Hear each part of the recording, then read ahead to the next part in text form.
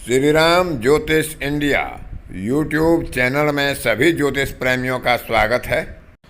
आज की कक्षा का विषय प्रसंग है आपके प्रश्नों के उत्तर का भाग 37वां। इससे पहले 36 भाग आपके प्रश्नों के बारे में बताए जा चुकी हैं। जो कमेंट बॉक्स में आपके ऐसे प्रश्न होते हैं जो किसी अन्य जिज्ञासु के लिए भी उपयोगी हो सकते हैं, उन्हीं का विचार, उनमें से भी कुछ चयनित किए हुए छांटकर अच्छे प्रश्नों का विचार यहाँ पर किया जाता है। कमेंट बॉक्स में उनका उत्तर दे दिया जाता है, लेकिन वह सभी के लिए उपयोगी हो सके उस दृष्टि से इस कक्षा का आयोजन किया जाता है, ताकि वह सबके लिए उपयोगी हो सके और अन्य लोगों को भी, अन्य जिज्ञासुओं को भी, ज्योतिष प्रेमियों को भी उसका लाभ हो सके। तो आज ये 37वां भाग प्रस्तुत है आपके सामने। तो बिना समय गंवाए बढ़ते हैं उन प्रश्नों की तरफ जो ज्योतिष प्रेमियों की तरफ से पूछे गए हैं और उनका समाधान क्या हो सकता है। नितिन सिंह ने पूछा है कि यदि किसी की कुंडली में व्यापार का योग ना हो या फिर महादशा अनुकूल ना हो तो क्या किसी अन्य के नाम पर वह व्यापार कर सकता है और व्यापार करना कितना सही रहेगा। तो व्यक्ति को यदि कार्य करना है और उसकी जन्म कुंडली में व्यापार का योग नहीं है और नौकरी उसकी लगती नहीं है, तो वह किसी अन्य के नाम पर, अपने मित्र के नाम पर, अपने किसी साझीदार के नाम पर, अपने किसी परिजन के नाम पर, पत्नी या पति के नाम पर, अपने संतान माता पिता के नाम पर कार्य कर सकता है। उन्हीं को उनका स्वामित्व प्रदान किया जाए, उन्हीं के नाम से उस व्यापार का आरंभ किया जाए और स्वयं उसको एक सेवक की तरह कार्य कर सकता है और उसमें लाभ उठा सकता है। इसमें कोई आपत्ति नहीं है। उन्हीं का दूसरा सवाल है कि बैंक आदि में अकाउंट खुलवाने में एक लंबा समय लगता है, तो किस समय को अच्छा मुहूर्त माना जाए। तो जब हम कहीं बैंक में खाता खुलवाने जाते हैं या विद्यालय में प्रवेश करने जाते हैं, किसी बच्चे को दाखिला दिलाने जाते हैं, तो हमें एक प्रक्रिया अपनानी पड़ती है। हमें फॉर्म भरना पड़ता है, उसको सबमिट करना पड़ता है। तो फॉर्म हम कब खरीदेंगे उसका कोई मुहूर्त नहीं होता। फॉर्म हम कब भरेंगे उसका भी कोई मुहूर्त नहीं होता। हम फॉर्म जमा कब करेंगे वह विशेष मुहूर्त का काल होता है। उसके बाद प्रक्रिया लंबी चले, एक दिन चले, घंटे भर चले, 2 घंटे चले, 4 घंटे चले, उसमें कोई आपत्ति नहीं है। इसी तरह जब हम यात्रा आरंभ करते हैं तो यात्रा का प्रारंभ काल देखा जाता है।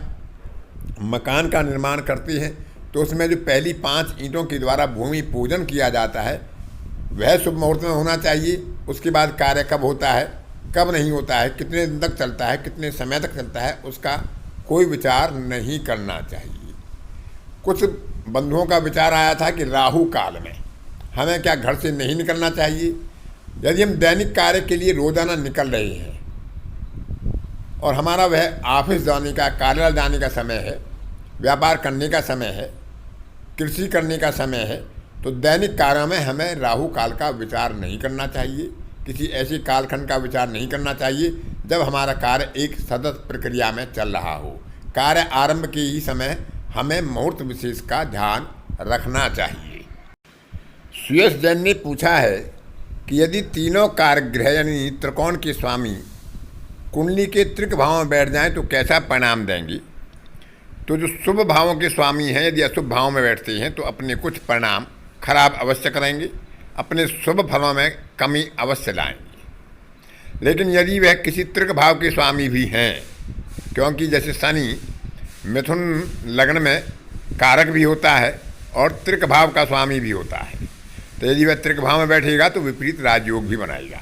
इसके अलावा उसकी राशि स्वामी की स्थिति क्या है उसके ऊपर भी निर्भर करेगा। उसके जीव शरीर कौन है, उसका नक्षत्र स्वामी कहाँ बैठा है, वह कितना बलवान है, कैसी अवस्था में है, उसके ऊपर भी निर्भर करेगा। क्योंकि त्रिक भाव में बैठकर ये आवश्यक नहीं है कि ग्रह खराब ही होंगे। त्रिक भाव में वो मित्र राशि में हो, उच्च राशि में हो और उनके जीव शरीर अनुकूल स्थिति में बैठे हों, राशि स्वामी अनुकूल स्थिति में बैठे हों, तो वह बहुत ज़्यादा अशुभ फलों की संभावना प्रदान नहीं करेंगी। रश्मि अग्रवाल ने पूछा है कि यदि शरीर राहु हो और केतु बन जाए, राहु केतु शरीर और जीव बन जाए तो कैसा करेंगे।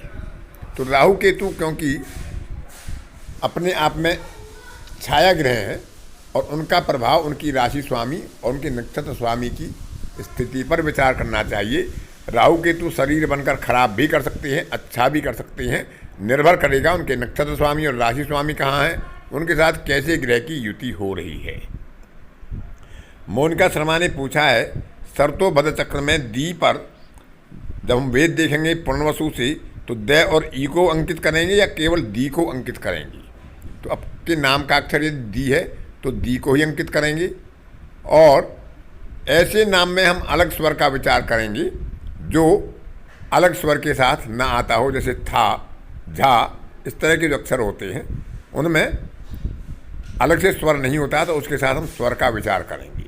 लेकिन यदि आपका नाम दी से बनता है तो हम दी से ही वेद का विचार करेंगे। ठाकुर साहब जनमेद ने पूछा है कि यदि फंक्शनल मैलेफिक या अकारक ग्रह गोचर में उच्च हो जाए और वहाँ अपनी कक्षा से गोचर करे जहाँ पर उसने अपने आप को शुभ रेखा प्रदान की हुई है, तो क्या शुभ करेगा अथवा अशुभ करेगा। तो यदि कोई ग्रह उच्च राशि में हो, भले वो अकारक क्यों ना हो, यदि वह अपनी ऐसी शुभ कक्षा से गोचर कर रहा है जहाँ उसे शुभ रेखा प्रदान की गई है, वो स्वयं उसी के द्वारा प्रदान की गई है, तो उससे अशुभ फलों की अपेक्षा तो कम से कम नहीं करेंगे।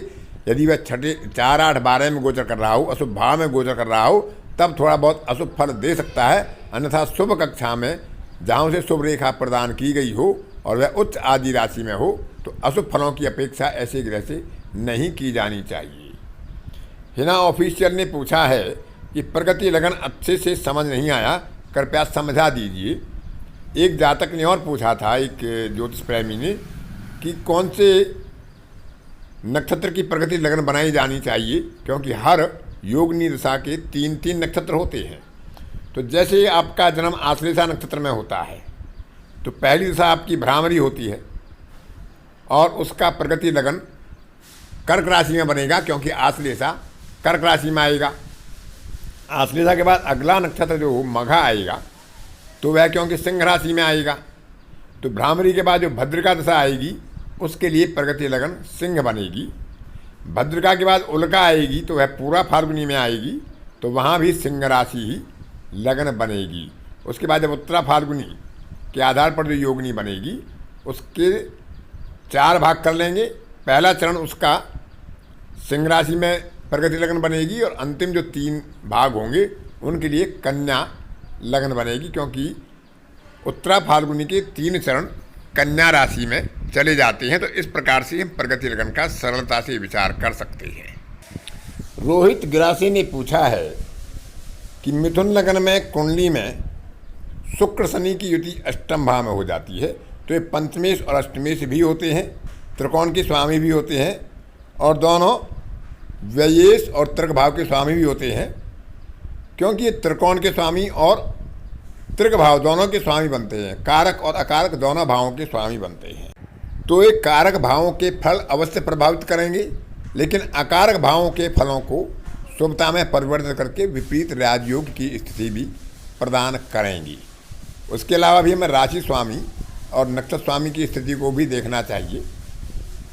यदि वह अपने मित्र की राशि में है, उसका राशि स्वामी अच्छी स्थिति में है, तो कुछ अच्छे फलों की संभावना कारक भावों की भी बनी रहेगी। अगर ये नीच आदि राशि में इस तरह तृक भाव में बैठे हों, शत्रु की राशि में बैठे हों, पाप कर्तृयोग में बैठे हों, पाप ग्रह के साथ बैठे हों, शत्रु ग्रह की राशि में बैठे हों, तो कुछ अशुभ फल अवश्य प्रदान करेंगे, क्योंकि तृक भाव में कारक ग्रह का बैठना अच्छा नहीं होता। लेकिन क्योंकि वह तृक भाव के स्वामी भी हैं तो विपरीत राजयोग भी प्रदान करेंगी। मयूरी चौबे ने पूछा है कि क्या 2 लोग जिनकी शादी हो रही हो उनका दारा कारक एक ही हो सकता है? तो बिल्कुल हो सकता है, और दारा कारक एक होना अच्छा ही होता है।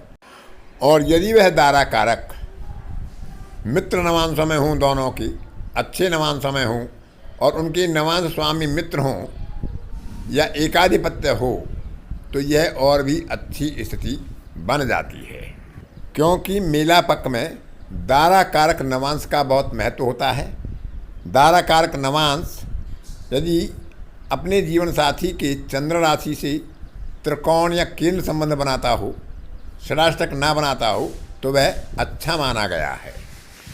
अल्पना ने पूछा है कि ज्योतिषी जब कोई उपाय बताते हैं स्वीपर आदि को दान देने आदि का, जिसमें शनि और राहु के प्रभाव जब खराब होते हैं तब ऐसे उपाय बताए जाते हैं, तो क्या इसका अर्थ ये होता है कि पिछले किसी जन्म में हमने कि स्वीपर आदि के साथ गलत बर्ताव किया हो? तो ऐसी संभावनाएं होती हैं, क्योंकि जो पीछे के प्रारब्ध के कर्म होते हैं उन्हीं के आधार पर हमें ग्रहों की स्थितियां प्राप्त होती हैं, और इसका विशेषकर षष्ठांश में जाकर आप प्रभाव देख सकते हैं। जो दृढ़ मूल कर्म, अदृढ़ मूल कर्म और दृढ़ अदृढ़ मूल कर्म बताए जाते हैं वो ग्रहों के आधार पर ही निर्धारित हो जाते हैं। तो यदि किसी का मंगल पीड़ित है, उसके उपाय कराए जा रहे हैं, तो हो सकता है कि उसने अपने किसी बंधु बांधव को पीड़ा दी हो। किसी का शनि या राहु खराब है तो संभावना इस बात की होती है कि उसने किसी सेवक को या किसी निम्न वर्गीय जातक को परेशान किया हो। तो इस तरह की संभावनाएं बनी रहती हैं। चंद्रमा पीड़ित होता है तो संभावना होती है कि माता या माता तुल्य किसी महिला का अपमान किया हो, उसका साथ गलत बर्ताव किया हो। शुक्र खराब होता है तो संभावना होती है कि अपने जीवन साथी के साथ या किसी महिला के साथ कुछ दुर्व्यवहार किया हो। तो ऐसी संभावना से इनकार नहीं किया जा सकता, इसलिए उनके उपाय कराए जाते हैं। रुद्र प्रताप सिंह ने पूछा है कि ज्योतिषी बताते हैं कि कारक ग्रह की दान नहीं करना चाहिए, लेकिन जिसके वृश्चिक लगन की कुंडली हो और चंद्रमा 9वें भाव में अपनी राशि में हो तो उस जातक को मंदिर में दान नहीं करना चाहिए, मंदिर में नहीं जाना चाहिए या मंदिर में भगवान को भोग नहीं लगाना चाहिए। तो दान करना भगवान के लिए नहीं होता, भगवान को हम दान नहीं करते हैं, भगवान को हम भोग लगाते हैं। दान हम किसी व्यक्ति को करते हैं। तो व्यक्ति के लिए दान का निषेध हो सकता है कि हमें कारक ग्रह की दान नहीं करनी चाहिए, लेकिन भगवान को भोग लगाना या माता पिता की सेवा करना, अतिथि की सेवा करना, ये दान में नहीं आता है। सेवा करना, पूजा करना, उपासना करना और भोग लगाना दान में नहीं आता है।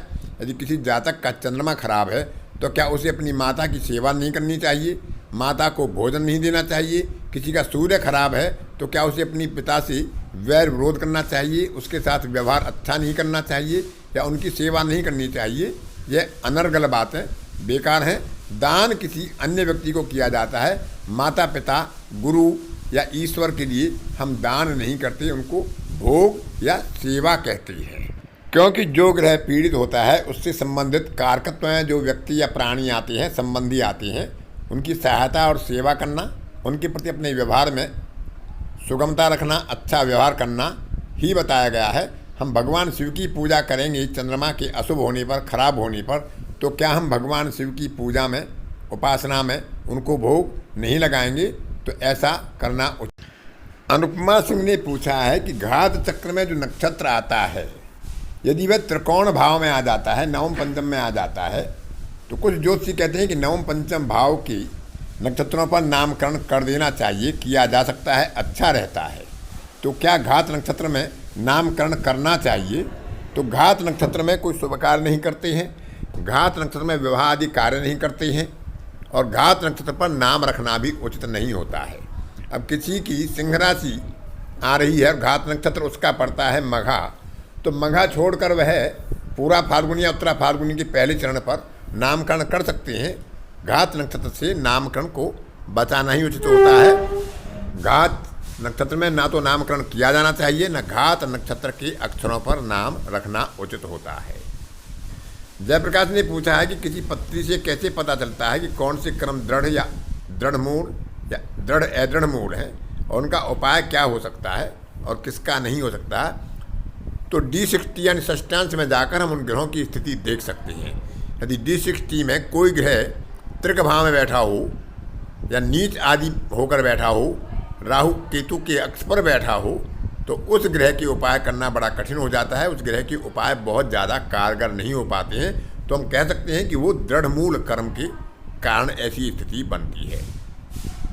जो ग्रह जन्म पत्रिका में बेशक पीड़ित होंगे, लेकिन D60 में वो स्वराशि में हो, मित्र राशि में हो या उच्च राशि में हो, शुभ ग्रहों की दृष्टि में हो, शुभ ग्रहों के साथ हो, तो उनको हम कह सकते हैं कि वो अदृढ़ मूल कर्म हैं और उनको सामान्य उपायों के साथ सुधार किया जा सकता है।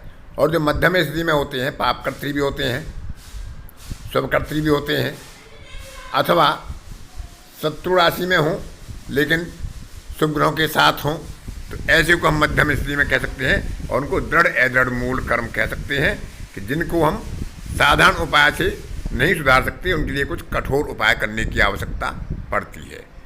तो इस प्रकार से आज की कक्षा में इतना ही। अन्य किसी कक्षा में फिर किसी नए विषय के साथ आपसे मुलाकात होगी। तब तक के लिए अपनी वाणी को विराम देता हूँ। धन्यवाद।